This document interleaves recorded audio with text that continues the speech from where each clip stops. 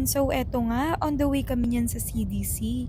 Bigla kasing nagaya si Mr. Malabanan na gusto niya daw maglaro ng badminton. Andito na nga kami at medyo may tampuhan kaming dalawa dyan. Hindi lang halata dahil kahit naiinis kami, nagtatawanan kaming dalawa.